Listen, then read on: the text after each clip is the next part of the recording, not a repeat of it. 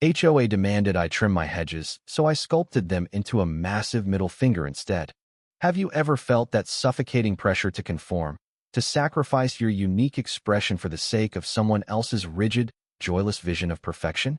I'm Leo Maxwell, and my home, a vibrant oasis nestled in the otherwise meticulously manicured community of Willow Creek Estates, was my canvas. My passion wasn't painting or pottery, it was topiary, the ancient art of sculpting living plants. My front yard hedges weren't just hedges. They were a sprawling, verdant sculpture, a whimsical narrative of interconnected spirals, playful arches, and abstract forms that danced with the light. They were my pride, my therapy, and a quiet rebellion against the cookie-cutter sameness that defined our neighborhood. Then, Beatrice Sterling arrived. Beatrice, the newly elected president of the Willow Creek Estates Homeowners Association, was a woman who embodied the very essence of sterile uniformity. She was all sharp angles and sharper judgments. Her perfectly coiffed blonde hair and designer suits a testament to her belief in absolute control. She saw my living artwork not as a creative expression, but as an unacceptable deviation. Her first official act, it seemed, was to send me a curt, imperious letter demanding the immediate remediation of my hedges. They were, according to her, excessively overgrown, a visual blight, and a clear violation of community aesthetic guidelines. Her eyes, when she deigned to acknowledge me, held a chilling blend of condescension and absolute conviction. She viewed my hedges, a testament to artistic freedom, as a personal insult to her vision of suburban perfection. I tried to reason with her, calmly explaining that my hedges were meticulously maintained, a living sculpture, not an overgrown mess. I even offered to provide a portfolio of my work, to show her the artistic intent behind every curve and spiral. Beatrice merely waved a dismissive hand, her perfectly manicured nails glinting. "Mr. Maxwell," she purred, her voice dripping with saccharine disdain, "your eccentricities are simply not suited for Willow Creek. We are building a community of distinction, and frankly, your bushy monstrosities detract from our property values. The bylaws are clear. Hedges must be maintained at a uniform height and shape." Her words, delivered with an air of unassailable authority, left no room for debate. She was not interested in art. She was interested in control and conformity. The true nightmare began on a crisp autumn morning. I stepped outside with my morning coffee, ready to greet my living masterpiece, only to be met with a scene of utter devastation. Sections of my beloved hedge sculpture, years of painstaking work, lay brutally hacked and disfigured. The playful arches were severed, the intricate spirals reduced to crude, jagged stumps. It wasn't a trim, it was an act of pure, malicious vandalism, a deliberate defacement of my art. My heart sank, a cold dread seeping into my bones. This wasn't just an annoyance, it was an act of pure, malicious vandalism. As I surveyed the wreckage, a glint of something metallic caught my eye. Tucked beneath a freshly severed branch was a small, personalized gardening shear, engraved with the initials B.S. Beatrice Sterling. My blood ran cold. I immediately checked my security camera footage, a system I'd installed after a previous, minor dispute with a neighbor. What I saw made my stomach clench. The video, timestamped just after midnight, showed Beatrice herself, dressed in dark clothing, stealthily approaching my hedges. She wasn't just supervising. She was actively participating, wielding the shears with a grim, almost gleeful determination, hacking away at my artwork. At one point, she paused, looked directly at the camera, though clearly unaware of its presence, and muttered, "That'll teach him to defy the HOA." And then, a crucial detail. As she turned to leave, a small, leather-bound notebook slipped from her pocket. I retrieved the notebook, my hands trembling with a mixture of fury and disbelief. Inside, meticulously organized, were notes detailing her plan. It wasn't just about my hedges, it was a pretext. She had been lobbying the HOA board for a new, community-wide landscaping contract, a massive, lucrative deal with Sterling Landscaping Solutions, a company owned by her brother-in-law. My unique, non-compliant hedges were a problem she intended to eliminate to demonstrate the need for a uniform, HOA-approved landscaping service. The notes even outlined projected personal consulting fees she expected from the deal. This wasn't just vandalism. It was fraud, a brazen attempt to line her own pockets under the guise of community improvement.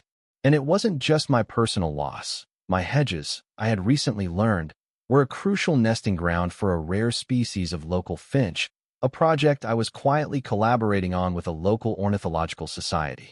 Her petty vendetta had escalated into a crime with far-reaching environmental consequences.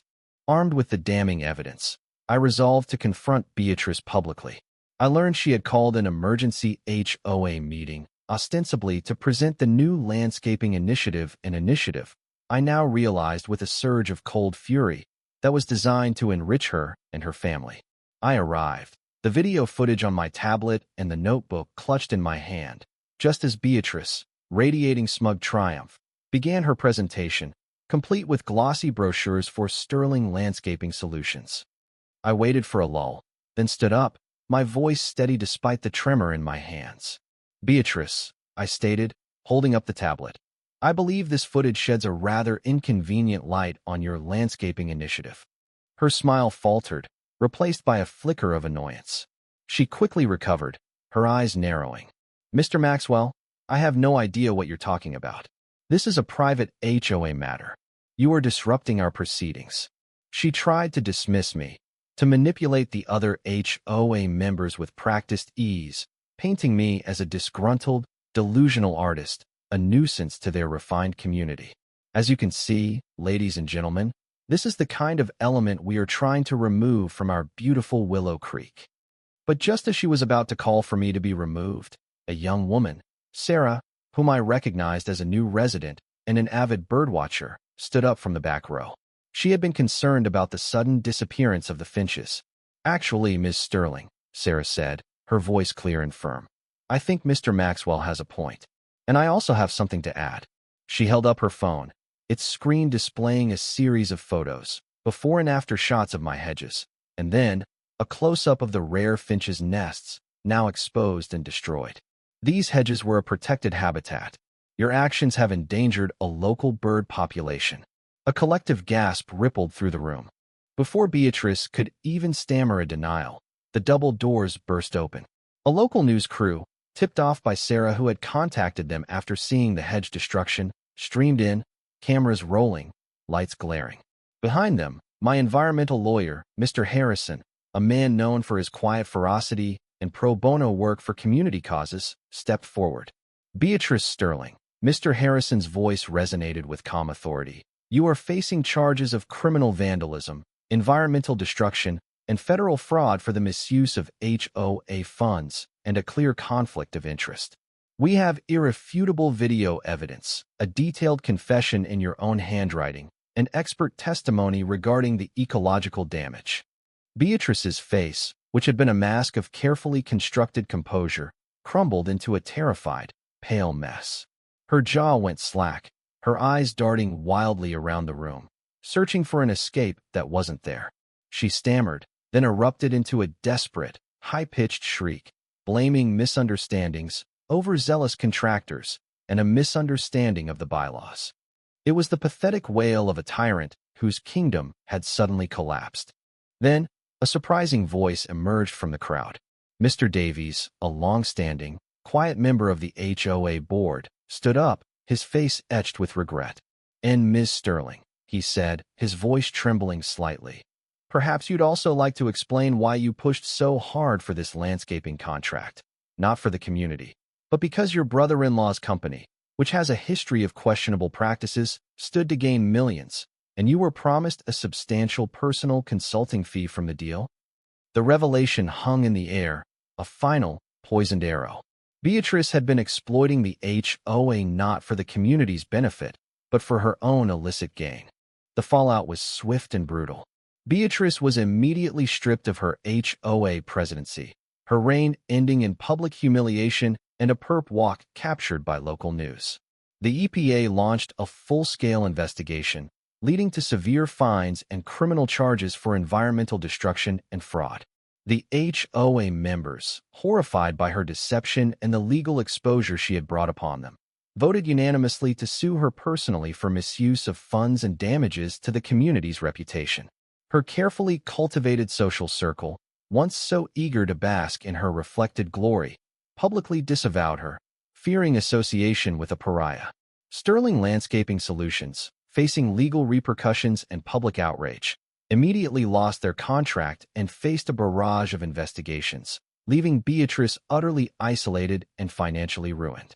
She lost her position, her reputation, her social standing, and faced a future of crushing debt and legal battles. Her karma was a public, humiliating spectacle. As for my Hedges, after the initial shock and despair, a new kind of defiance bloomed within me.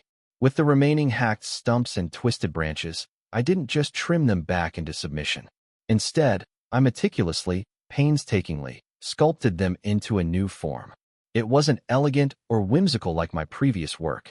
It was stark, angular, and undeniably grotesque, a massive, abstract, gnarled shape that, to anyone who understood the context, was an unmistakable, defiant artistic middle finger pointed squarely at the very concept of forced conformity and petty tyranny. It stood as a monument to absurdity, a permanent, living reminder of Beatrice Sterling's folly. I felt a profound sense of vindication, a quiet triumph that justice, however painfully achieved, had prevailed. The finches, with the help of the Ornithological Society, found new nesting grounds, and the community, shaken but united, began the process of rebuilding trust. In a world where bureaucratic power can become a weapon and individual ego can stifle creativity and endanger nature, where do we draw the line between upholding rules and protecting personal expression? When faced with such blatant disregard for art and nature, what would you have done?